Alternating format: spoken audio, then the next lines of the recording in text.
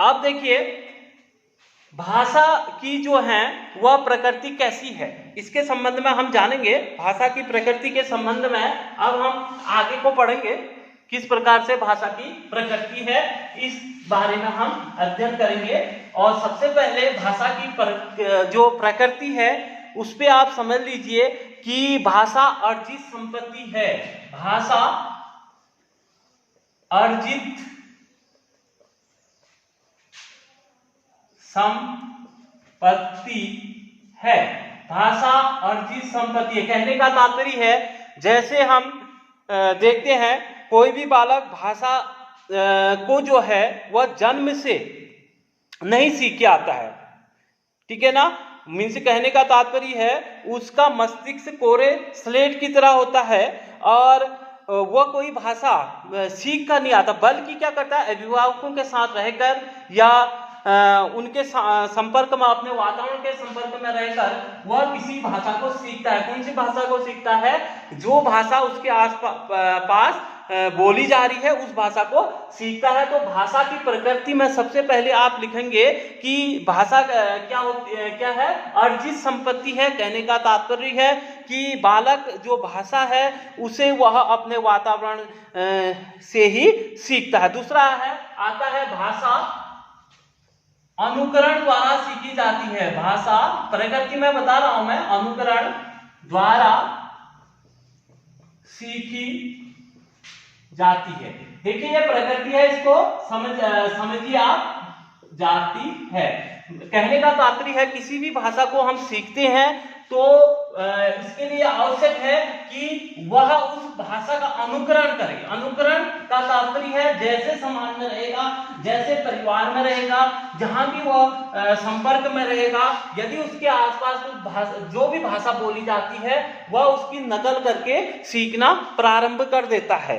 और अगला है भाषा परिवर्तनशील है। आप ये ना समझें कि भाषा एक तरह से जो है परिवर्तन नहीं होती है, ऐसा ना समझें, बल्कि आप ये ध्यान रखें कि भाषा जो है वह जो है परिवर्तनशील होती है, परिवर्तनशील होती है। आपने देखा होगा एक कुछ भाषाएं जो हैं अपना एक जो परंपरागत जो स्वरूप है उसके हटके भी वह अपना स्वरूप बदलती हैं। जैसे आप कह सकते हैं भाषा के बारे में कहा गया है कि भाषा बहता हुआ जो है वह नीर है, या आप कह सकते हैं इस प्रकार से भाषा का रूप जो है हमेशा एक जैसा नहीं रहता है और न ही भाषा का कोई अंतिम रूप होता है। किसी भाषा का विकास उसी प्रकार से होता है जिस प्रकार से बालक का विकास होता है। ज्ञान की तुलना में भाषा का अर्जन मंद गति से हो सकता है।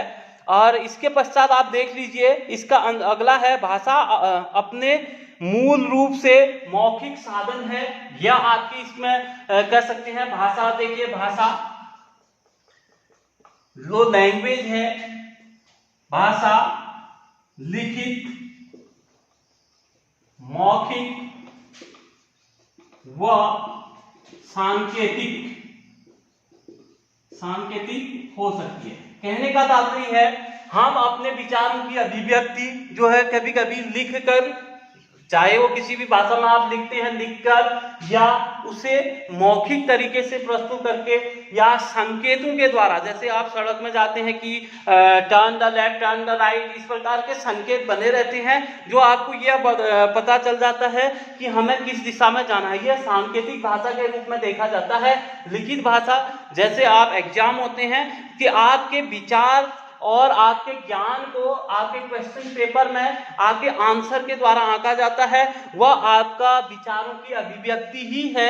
यह कहने का तात्पर्य है भाषा लिखित, मौखिक व सांकेतिक होती है। इसे भाषा के प्रकार के रूप में भी हम समझते हैं, ठीक है। और भाषा जो है सभ्यता का संरक्षण करती है। भाषा सभ्यता व संस्कृति का संरक्षण करती है। ये बहुत महत्वपूर्ण है। जैसे आप जानते हैं सभ्यता व संस्कृति समझते हैं। सभ्यता का क्या तात्पर्य है कि जो चली आ रही परंपरा है, जैसे मनुष्य कपड़े पहनता है, ठीक है, ये किसके अंतर्गत आता है? सभ्यता के अंतर्गत आता है। मानव अपने बुजुर्गों का सम्मान करता है, यह किसके अंतर्गत आता है? सभ्यता के अंतर्गत आता है। छात्र अपने शिक्षकों का सम्मान करता है, यह किसके अंतर्गत आता है? सभ्यता। अब किस प्रकार से कर रहा है?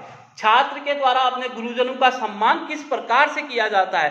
हो सकता है कि यहाँ कुछ अलग तरीके से और फॉरेन में कुछ अलग तरीके से इस प्रकार के सम्मान कर रहे हैं, तो आप कह सकते हैं कि किस प्रकार से वह सम्मान कर रहे हैं, वह उनकी जो है संस्कृति कहलाती है। जैसे हम कपड़े पहनते हैं, यह हमारी सभ्यता है, लेकिन हम किस प्रकार के कपड़े पहनते हैं, ये संस्कृति होती है। कहने का तात्पर्य समाज के कुछ जो मूलभूत सभ्यता व संस्कृति हैं, उनको भाषा या तो लिखित रूप से या मौखिक रूप से या सांकेतिक रूप से उनका संरक्षण करती है। और आज की इस वीडियो में बस इतना ही। धन्यवाद। आपको ये ध्यान पे रखना है, भाषा को समझना है और भाषा के प्रकारों भाषा के जो है कुछ डेफिनेशन है, जो परिभाषाएं हैं, उनको आपको समझना है। और यह भाषा क्या करती है कि इसकी प्रकृति को आपको भी, इसको भी समझना है। Thank you.